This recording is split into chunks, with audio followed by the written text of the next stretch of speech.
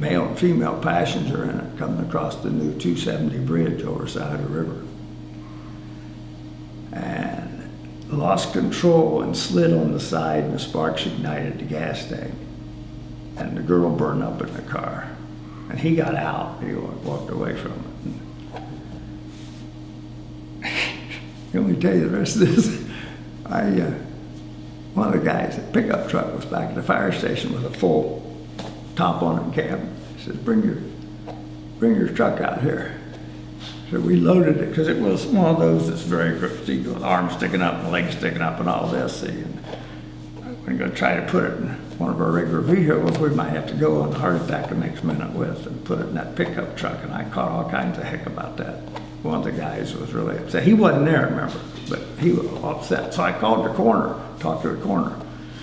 And Robert Evans was the coroner then. And he was great with the firefighters, because he gave firefighters the right to pronounce people before you had any equipment to do it, because he didn't want you tied up on a DOA, transfer a DOA, when you had somebody else you could take care of. And I called him, talked to him, and his comment was, "Oh hell, any way you can get him down to the morgue, do it." He was quite a character. He was known to indulge in some alcoholic beverages too. But he was a great coroner as far as the fire service was concerned. Yeah. What? So I always ask. I'm trying to think of some fires. I remember one on Billingsley. They had a bunch of kids, family, pretty good sized family, 8 or 9 of them, and that was with the old bunker coats that you couldn't go inside and fight, you'd burn up. And I was looking at a window and I kept smelling this, and I went back to Chief Shriver and I says, "There's something dead in there." I says, "Are all the kids out or not?" And here was a group of kittens. Cat had just had kittens, and it was right underneath that window. So that odor got me right there, without a mask, nothing. So back then we fought from outside the windows. That's why I never really stopped that many. Yeah. Tell me about that, because I was speaking with John Brown, and John was telling me about a run up to Marysville where he was taking a 2.5 into a hardware store, and the paint cans are cooking off. Yeah. What was it like to be in a fire exposed, with the older gear? Well, we had the new bunker gear then, because that's when I was chief. No, I wasn't chief. It was another fire when I was chief up there. Hotel fire was when I was chief. But this hardware store, when you go to Marysville, that's a pretty good run. And we were the best engine closest to them, is what it boiled down to. Because Union County didn't have the same equipment like they do now. Everybody gets better equipment. And so we usually run, and I used them on automatics with their tanker. They had a semi-tanker without hydrants. And the first working fire on the automatic response was the old Dublin High School, the 1919 building. And they had brought all the wrestling mats and the foam that they used in the high jump pits and all that. They had them in what was a chemistry classroom when we went to school there. And they said it was in the wrestling room, so we went around the building to the gym, because the gym was out back there. And then had to go through the building to find out it was one of the old classrooms by the restrooms. And went out and got in line, brought it back, and the pump operator saved our butts that day, because somebody started to stick an inch line in the window, and he just scalded us if he had it, and he stopped him. So somebody was learning something by then. And the guy behind me, I said, "Just stay with me." He was a new kid. And I went in there and hit it, knocked it right down. Well, anyway, it was an arson case. They finally got the kid to admit it, because like the arson investigator said, until we can get his hand on the doorknob, we can't do anything about it. And anyway, this guy behind me, I said, "Just keep in touch with me so I know where you're at." Obviously, we were short. I was the chief taking the line in. And was dark. When I hit that, the darker it got as it came down. I could feel his hand tightening on my boot. It was so funny. And the ironic part about it is, I've always wondered about that, because he went to another department and then changed his sex. I never thought about that. But when I would have normally called for Sharon's ladder on that fire, and they were at Sawmill in 161. So that was the difference, automatic response. And Marysville, I got to that was from Marysville. Plain City was already there, and Marysville pulled in their tanker when we were still fighting fire. So it showed the value of it to me. Of course, trustees didn't like it. Were you on the hardware store fire with John Brown? Yeah. Did you go inside on that one, or were you outside? Do you remember? I think I was driving the engine, to be truthful with you. Yeah, you said something about somebody falling in a grocery cart. Yeah, I heard the story. I think I did go inside. I don't know if, maybe it was John that fell in that grocery cart. Yeah, it was either John or Cash with somebody else. It was those two guys in there. Were they? Yeah, yeah. So he went in, one of them fell in the grocery cart, so he still had Can't 2.5 in his hand, and he said, hold on. So he stuck it on the grocery cart to move it on in. That was how that came out. Yeah. You reminded me of things here. Yeah. Well, very cool. Let's. I want to show you a couple of things and just see what you remember and what you don't. We'll start with what I imagine most interested. I was most interested in seeing. Oh, that was the annual report. This is your annual report to, I believe, the trustees and the fire board. Yeah. But this is 1974. It's the first one they ever got. 73 was the first one I ever saw. Yeah, whatever one I did first. Also the first budget they ever had.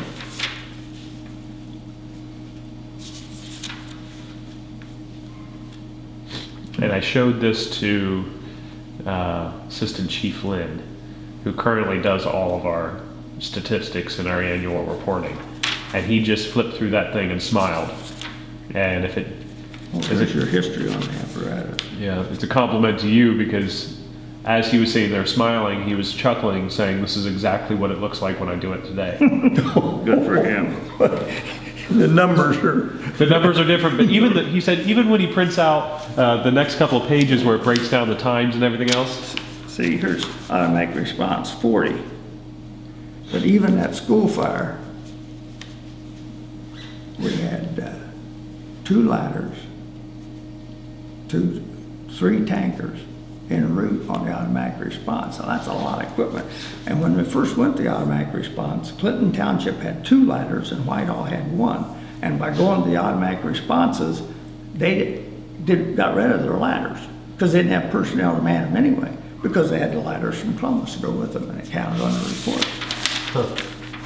I'm trying to take some of the good points, since this guy from Franklin Township's always complaining. You can't go total runs. You got to go personnel and equipment. Well, your chief was just asking me a little while ago how many runs we had. 347 fire and 713 emergency squads in that year. Gee, 365 days, that's almost to a day. Of course, how many did you run down to Dublin Road and Lane Avenue? Well, more than one. I don't think, well, they still can't Perry cover it. Township. Yeah, they're still in Perry Township, but certainly Worthington doesn't cover it. No. You know the apartments there where I'm talking about? Yeah, just And those northwest are all corner. common cock lofts. Those are open over here completely. Not even a fire stop, let alone a fire wall. Huh. And there's Not comforting at all. Yeah, there's a access to it from a closet in each apartment. So Oh all they my have God. to do is go up inside one and go over and come down another, and they could rob stuff and pick it up that way. And it was happening all over the place, and they couldn't figure out how it was happening. Stuff being stolen, there wasn't any doors. So we knew if we had a fire, it'd go swoosh. Yeah. And I went down to talk to Grandview and Upper Arlington about automatic response. And Upper Arlington told me that had one of your trustees tell us never take the run. And here I was trying to get somebody in there quicker than us for 8 miles. Interesting. Yeah, it was. What year is this? 1974, I believe. 74. I'm surprised they let me in school at Worthington and let me teach God, that. you do have a lot Look of at hair. that. Jesus, God. Jack used to have one of these in the barber shop. That's where I'd look at it. Keep flipping the page. Charlie. You're not the only one that. Hell, I'm the only one still alive on that page. Who's Bob Mayer? Bob Mayer. Friend. If you flip 2 or 3 more pages, there's a face you'll recognize. By the way, There you are. oh my God, never knew you had one of it. What am I doing? Oh, I guess. Brief history of the local fire department. There you. This engine, that's the first one ever to have that color code, was just the top of the cab white.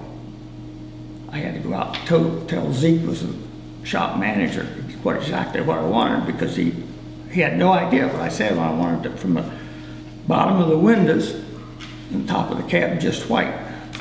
And why did you choose that scheme? Well, we'd had one before, but it was an angle.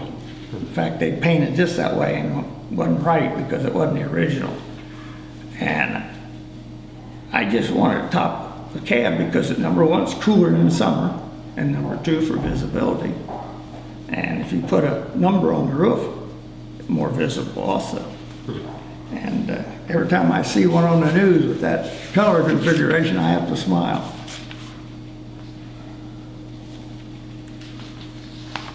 Major fires. Oh, I the can remember Chamber any of of these. Commerce. Okay.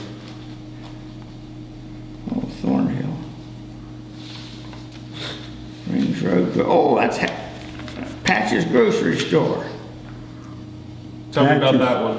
In Amlin? Yeah. That's an old general store. And they had the post office in there.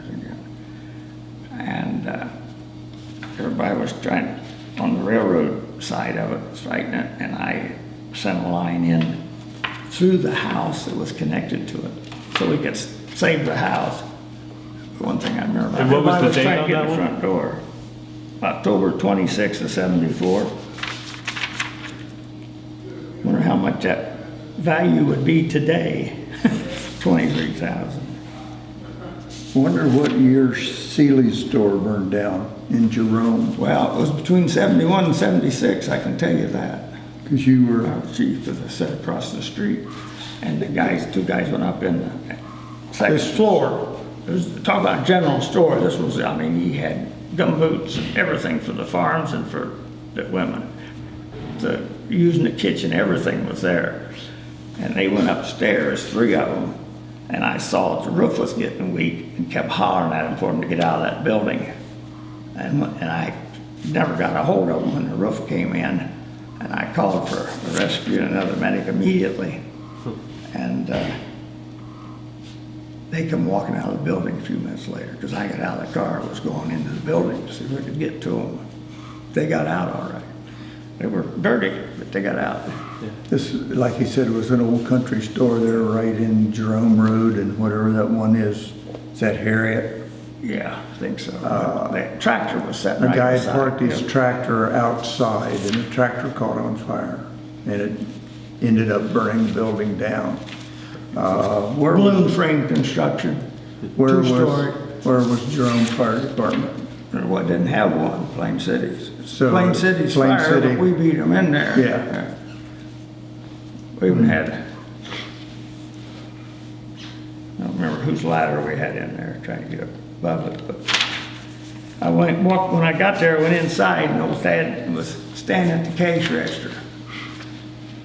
And he got his money out and he'd close it and he'd open it again and go through it. He'd close it, he'd open, just shock. And the smoke's getting down to our heads, but then I said, Thad, we gotta get out of here. Thad, I practically had to carry him out. Because he knew what was happening, and boy, he got his money out of the cash register, but he didn't get anything else.